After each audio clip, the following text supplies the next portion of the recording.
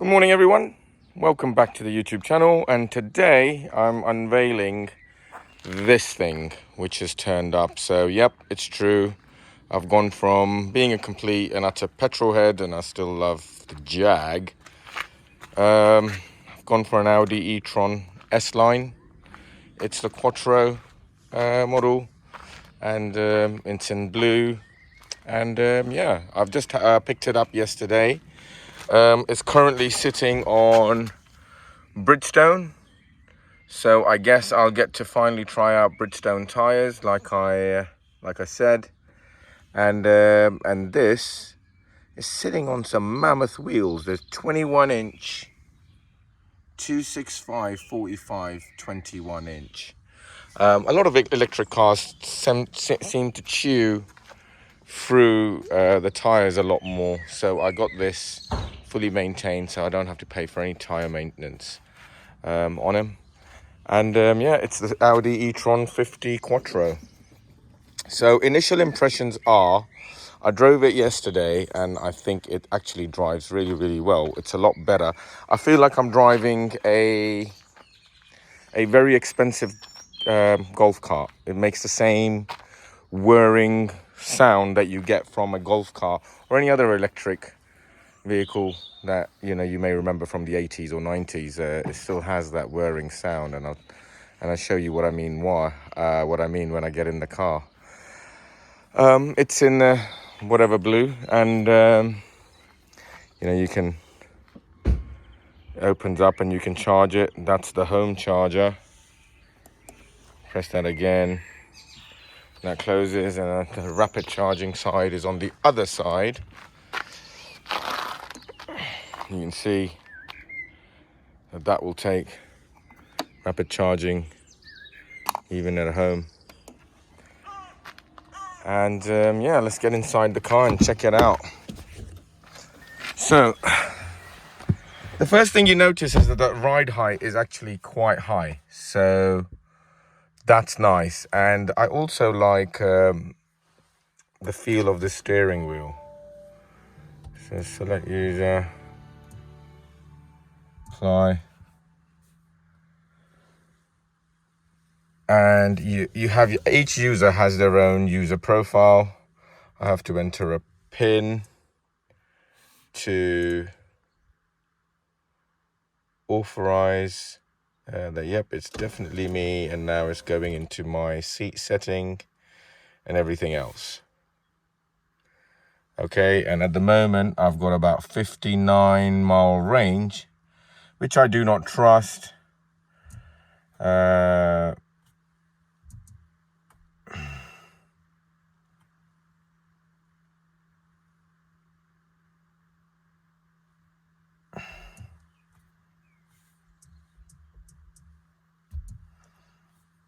So I press the start button,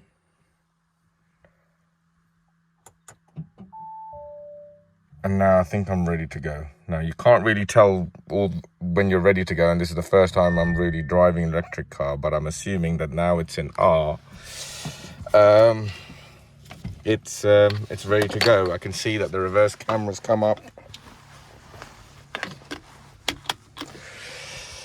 In terms of cubby holes, there's a lot of space here. There's what I find weird is this gap on either side. I mean, I wonder if stuff's gonna fall out of there.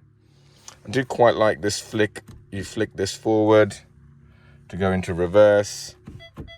You change gear, that's in D. And then you go into S mode. That feels a bit more sportier and sprightly. Or up towards R, flick down, and then there's a button over here for P. So I've got climate control switched off. I think I'll just save battery and roll the windows down. So it really does change the way you think. But yep. Oh, we're away.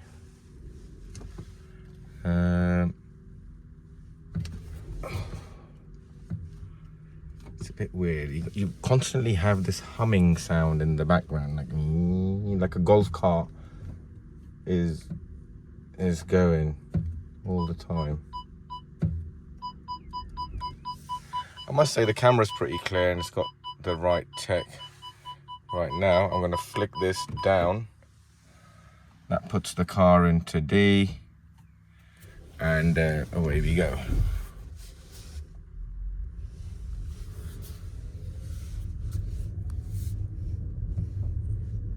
I don't know if you can hear that whirring sound. That makes it sound like a bit of a golf cart.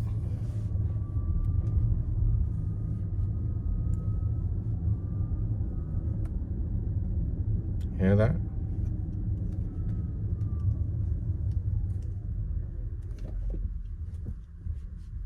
It does cope with the bumps really, really well. Even though it's sitting on 21-inch rims, it's very comfortable.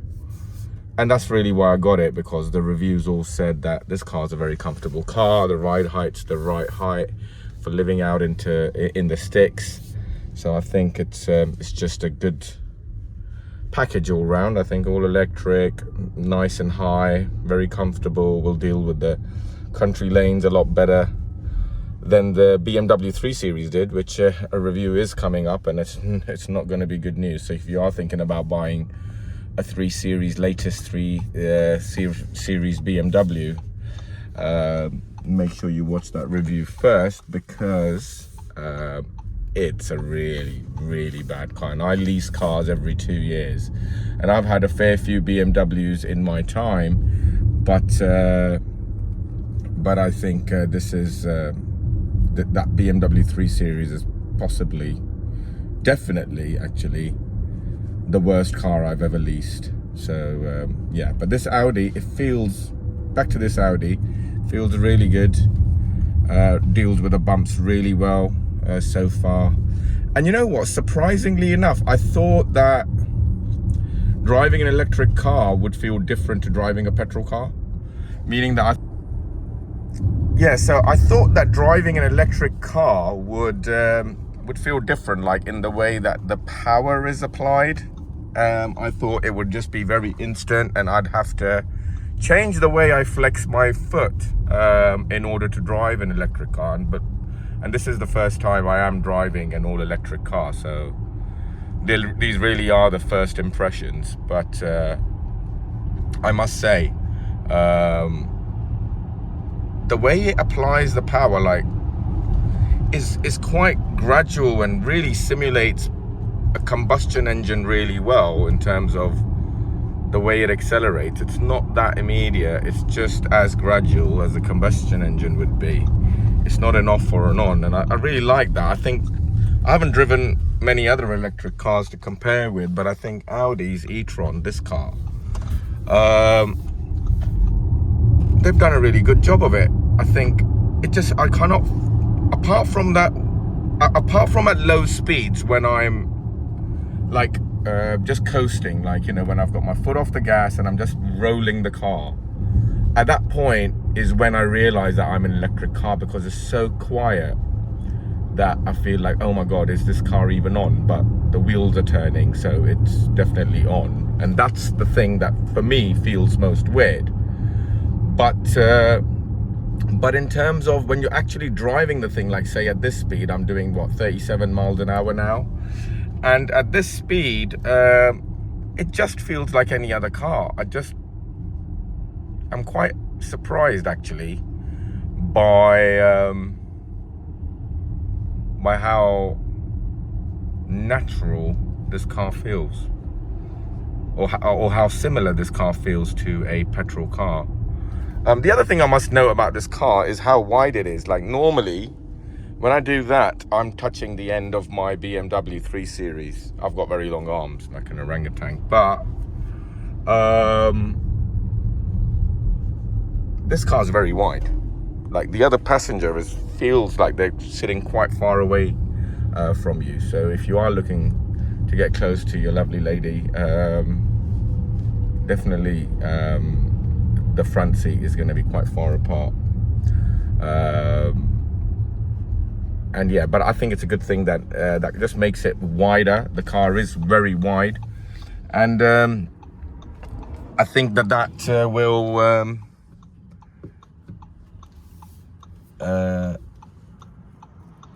allow for more comfort for passengers in the back. Now, I've got 3 fully grown children and the 3 Series was a bit of a struggle for them in the back. You know, you could see that their shoulders were rubbing, and they didn't have a lot of space. So I do think that when we get the whole family in the car,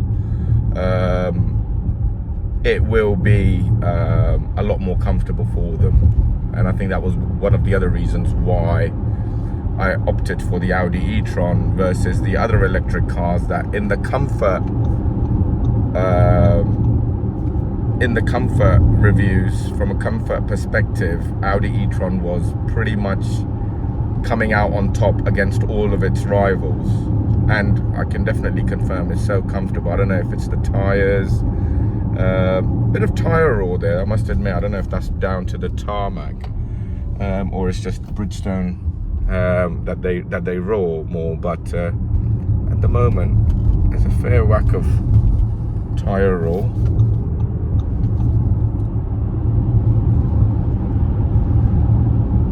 But yeah, so far so good. I'm really pleased with this switch. I think when I want to hear a thumping V8 sound, I'll jump in the Jag, which is probably most of the time. But when I'm being frugal, or I'm going into central London where speed limits are 20 miles an hour, I think I'll take the Audi.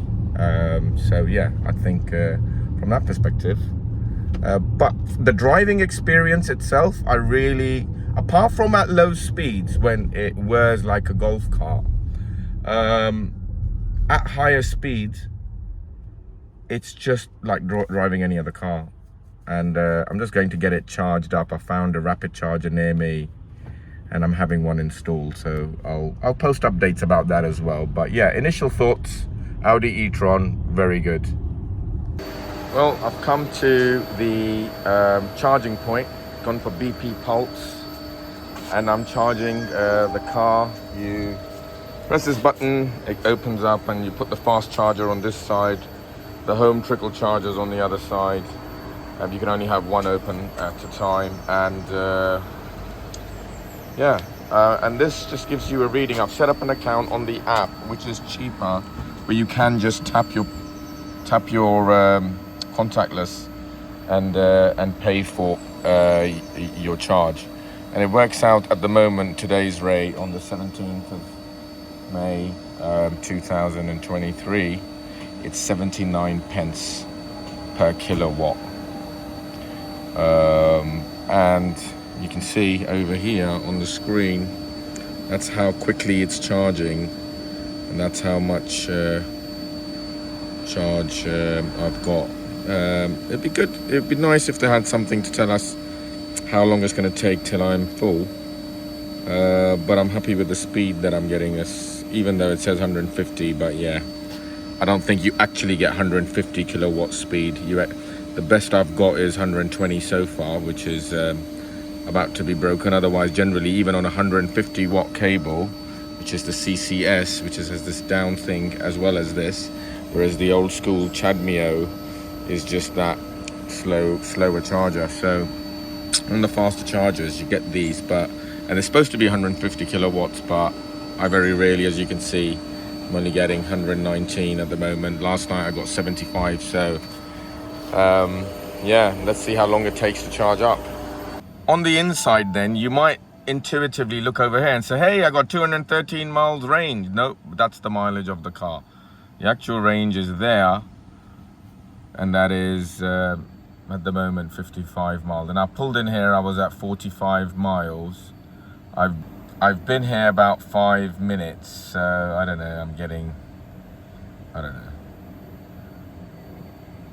about 10 miles every 5 minutes at the moment. But apparently it warms up and gets better. So last time I was getting about 119. Apparently as the charging warms up and as the car's battery warms up, it does get quicker. So is that a fact?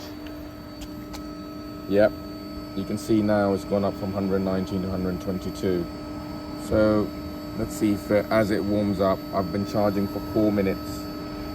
It's getting up to 124. So yeah, that's getting up pretty quickly. Quite happy with that. Let's see how long it takes.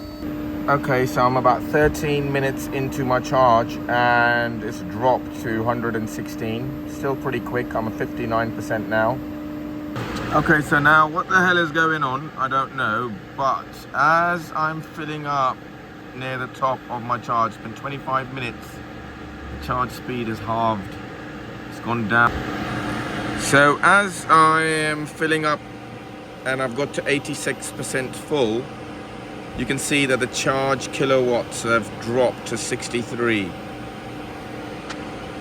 and 62 and dropping.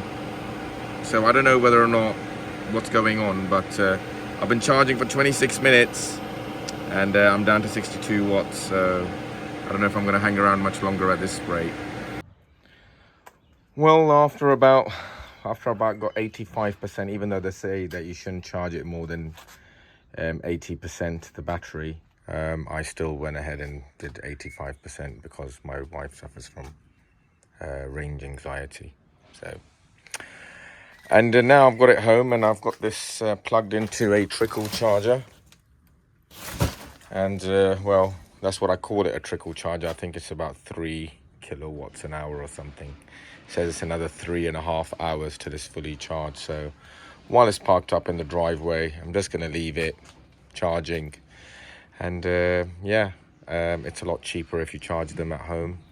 And you are eligible for a grant if you live in a rented accommodation and you've purchased an electric vehicle. Then you're eligible for a grant of up to £350 to install a electric charger for an electric car.